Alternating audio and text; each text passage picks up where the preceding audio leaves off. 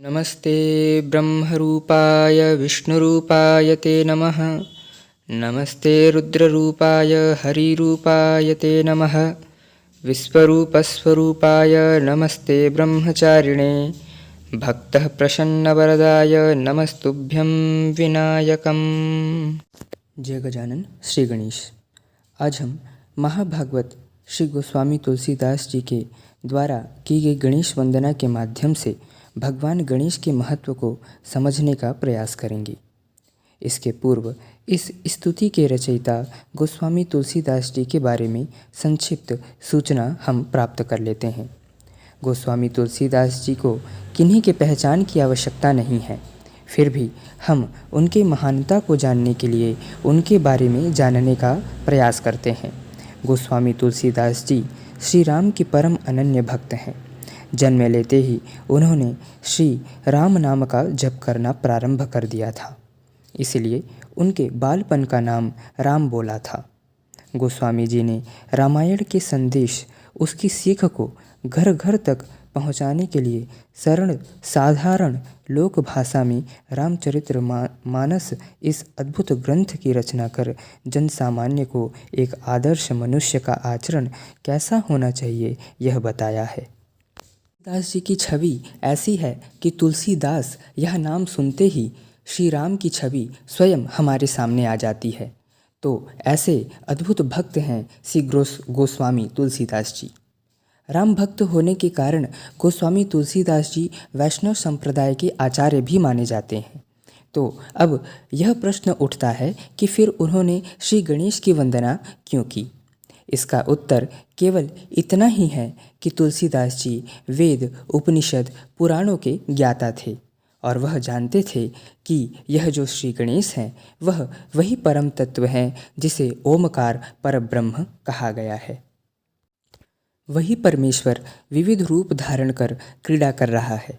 यद्यपि उनका ध्येय श्री राम के चरण युगलों की भक्ति करना था, इसलिए सनातन मर्यादा का पालन करते हुए उन्होंने विनय पत्रिका इस ग्रंथ की रचना करते समय सर्वप्रथम श्री गणेश की वंदना तुलसीदास जी ने किया।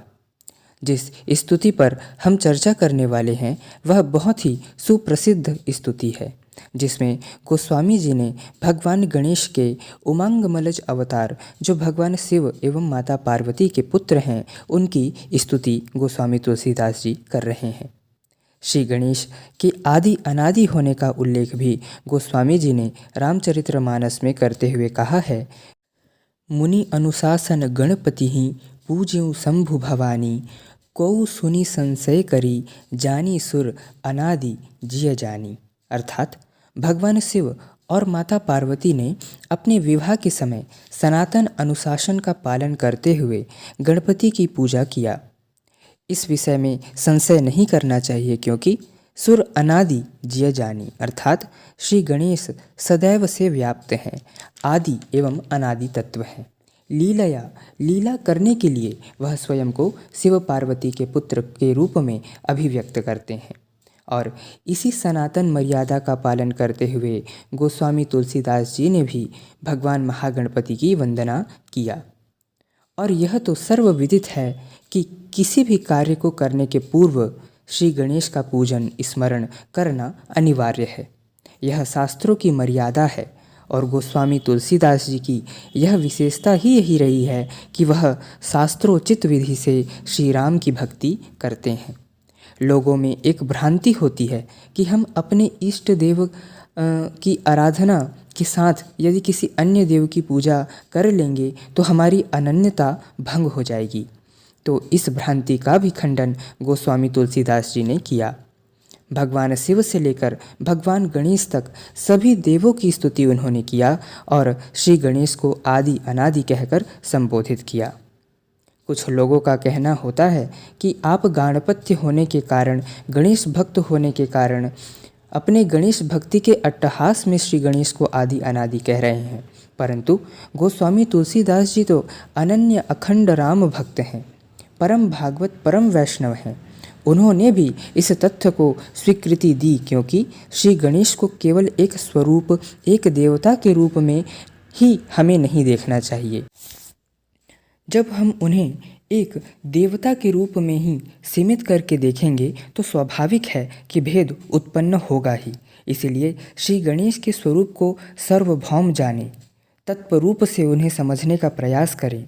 केवल इस पुराण में ऐसा लिखा है, उस पुराण में वैसा लिखा है, इन्हीं सब विषयों पर अटक कर ना रहें।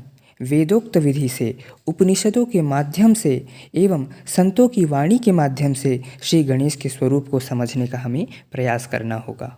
अब हम गोस्वामी तुलसीदास जी के गणेश वंदना के माध्यम से श्री गणेश के स्वरूप को समझने का प्रयास करते हैं। गोस्वामी तुलसीदास जी श्री गणेश की स्तुति करते हुए कहते हैं, गाइए गणपति जगवंदन, शंकर सुवन भवानी नंदन। कि उस गणपति की वंदना करो जो जगवंदन है। सभी देवता, ऋषि, मुनि, मनुष्य, गंधर्व जिनकी वंदना करते हैं, ऐसे गणपति की वंदना करो। आगे कहते हैं, शंकर सुवन भवानी नंदन। यहाँ पर गोस्वामी तुलसीदास जी श्री गणेश के उस रूप की स्तुति कर रहे हैं जिन्होंने भगवान शिव और माता पार्वती के घर में जन्म लेकर लीला किया था, अर्थात भगवान उमांगमलज स्वरूप की वंदना गोस्वामी तुलसीदास जी यहाँ पर कर रहे हैं। आगे गोस्वामी जी कहते हैं, सिद्धि सदन गजवदन विनायक, कृपा सिंधु सुंदर सबलायक। अर्थात श्री गणेश सिद्धि सदन है। प्रत्येक प्रकार की सिद्धि श्री गणेश प्रदान करते हैं, क्योंकि वह अष्ट सिद्धि एवं नवनिधि के दाता हैं। और वह गजवदन है।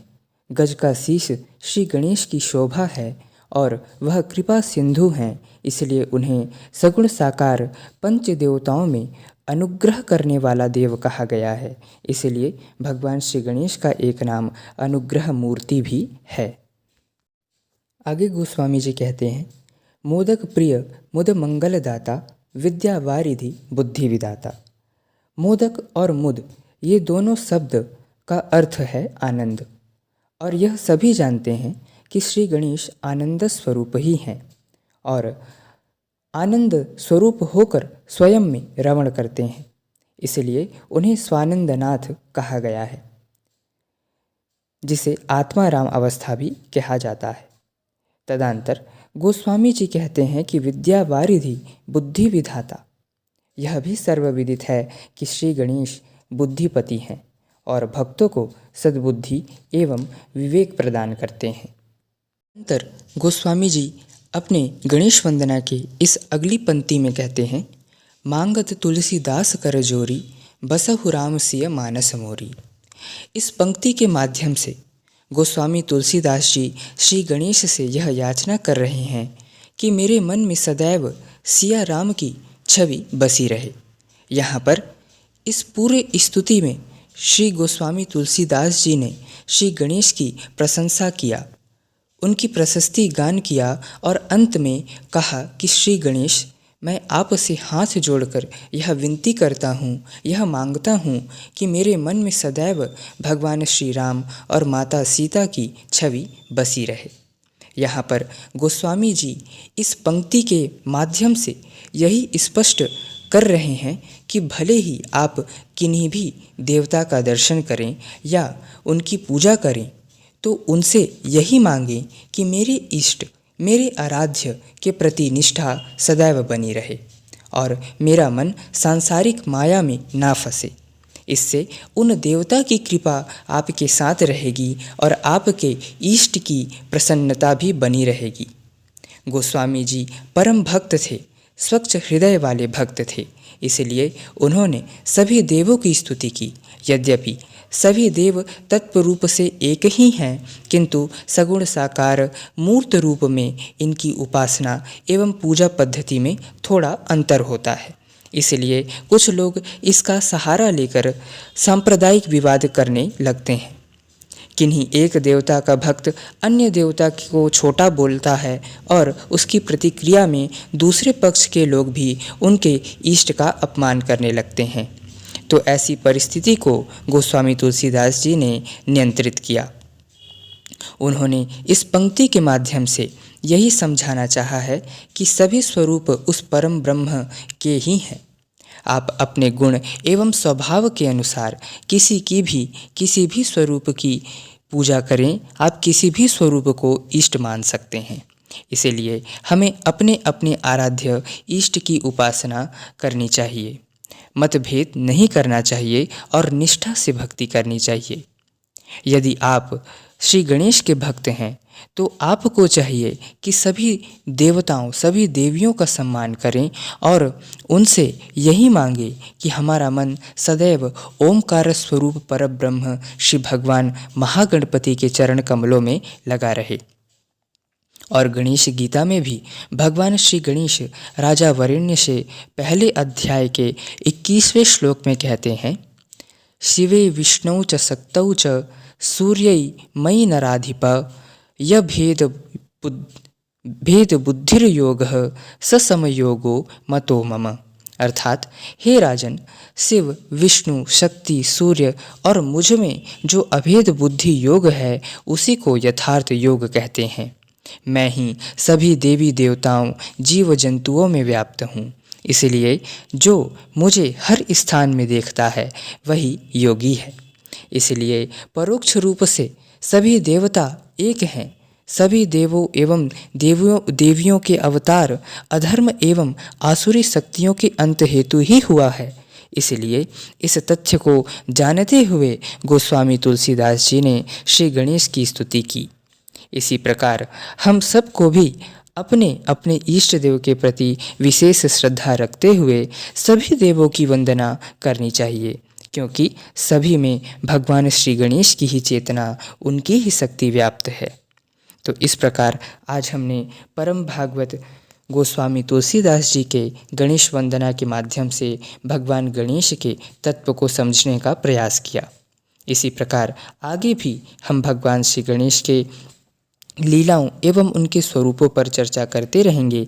तब तक के लिए जय गजानन, श्री गणेश।